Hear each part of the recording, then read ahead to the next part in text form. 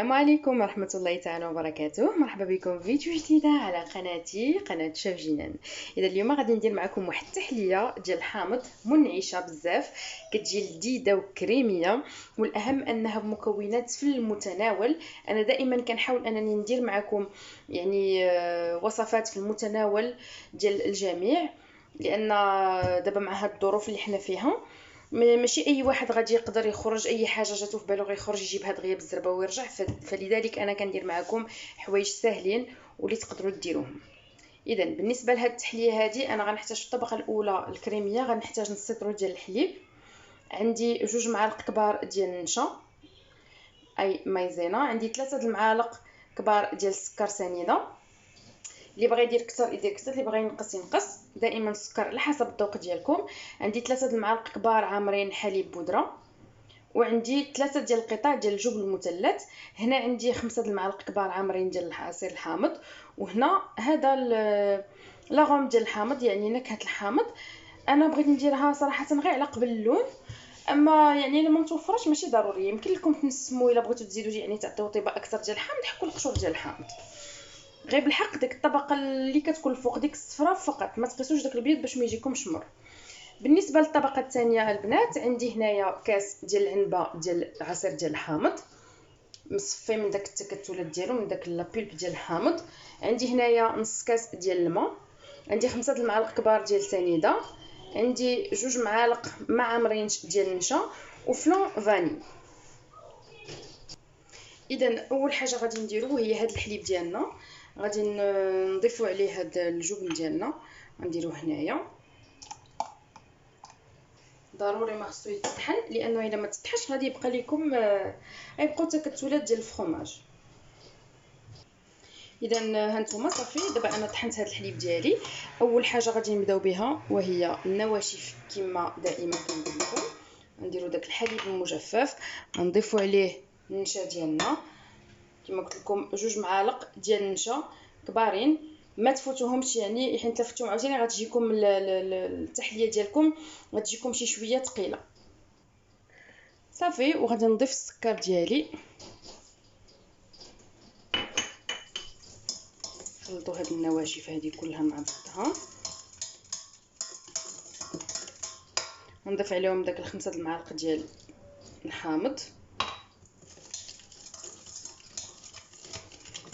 نحرك هكا.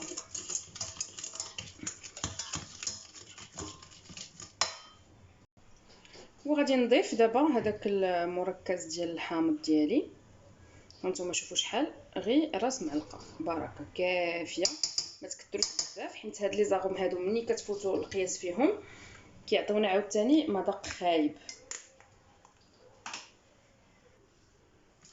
هاني صافي غنحرك هاد الشيء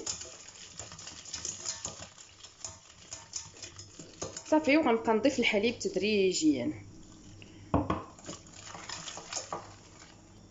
صافي. هنا بعد ما ضفت الحليب تدريجيا، هنايا غنديرها فوق البوطه عافيه، ما تكونش مشهده بزاف وما تكونش ميته، المهم القياس متوسطه. صافي. وكنبقاو كنحركوا فيها بهذا الشكل، نديرها فوق البوطه ما نحبسوش من التحراك هكا، ما تنساوش تحركوا حتى الجوانب، دائما الوسط والجوانب كلشي كيتحرك هكا.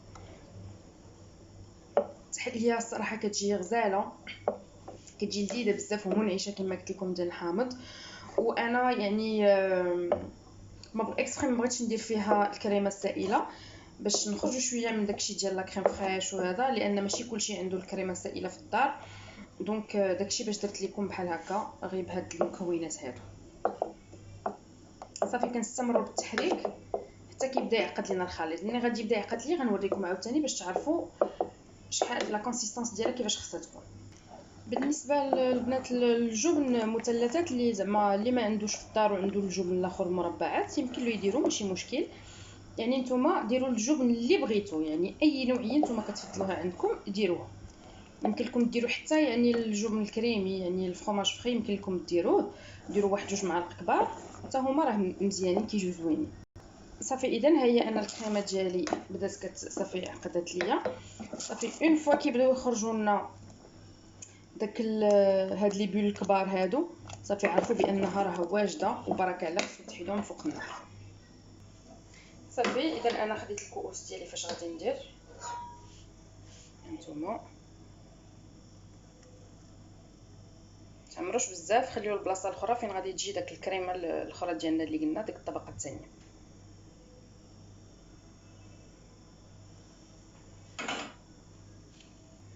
اذا دابا غادي ندوزو للطبقه الثانيه. غنحتاجو كما قلت لكم 2 معالق ديال النشا. ما ديروش كتر باش ما تجيكمش الطبقه الفوقانيه عاوتاني ثقيله بزاف، لان غادي نديرو ان فلان اللي غادي يجمع لينا هذا الخليط هذا. نضيفو الفلان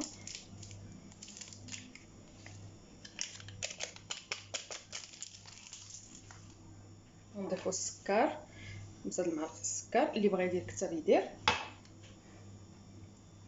صافي وغادي نحاولوا اننا نجمعوا هاد العناصر هادو. صافي كنحاولوا اننا ندمجوا هاد العناصر هادو مع بعضهم.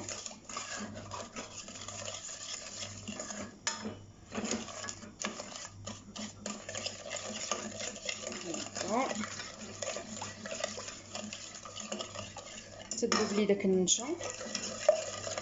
عاد غادي نضيف الشيء الاخر. اذا غنضيف واحد شويه من مركز الحامض، ما نديروش بزاف، دائما راس معلقه هي اللي كنديرو. صافي نشوف بحال هكا راه بغيت يذوب في الماء. وغادي نضيفو داك الحامض ديالنا، كاس ديال الحامض.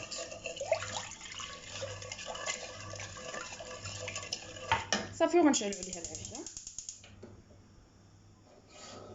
وبالتحريك المستمر.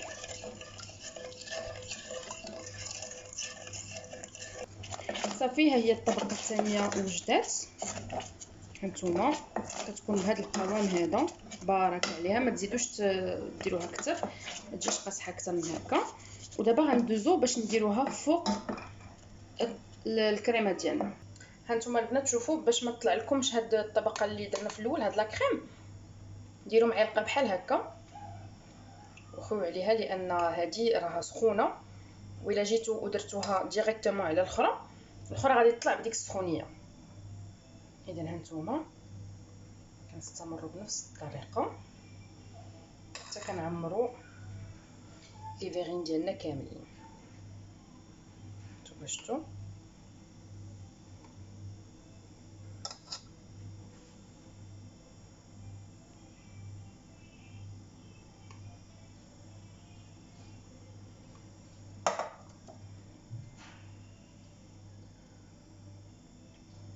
صافي بهذا الشكل هذا. دابا انا غادي ندخلهم للثلاجه باش يبردوا،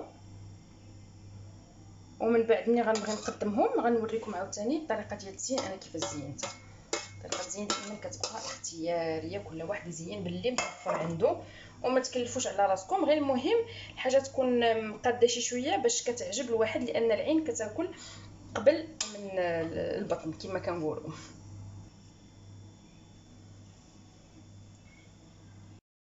اذا البنات ها هي التحليه ديالي صافي واجده، ها هي بردات. هانتوما التزيين انا درت لهم بهذا الشكل هذا. درت وريقات ديال النعناع مع شويه ديال لوزيت ديال السيترون، يعني القشور ديال الحامض محكوكين. وانتوما يعني ذوقوهم يعني باللي عندكم المتناول، يعني المتناول ديالكم، اي حاجه عندكم في الدار ذوقوا بها، ما تكلفوش على راسكم، غير هو الحاجه تصاوبوها وصافي. اذا هانتوما انا غندير معكم وحده بحال هكا باش تشوفوها. هانتوما شفتوا كتجي بهذا الشكل هذا، كتجي غزاله بزاف. هاتي كتجي بحال اللي كتاخذوا شي طاختو سيترون ولا. هانتوما شفتوا كريميه، تجي غزاله ولذيذه.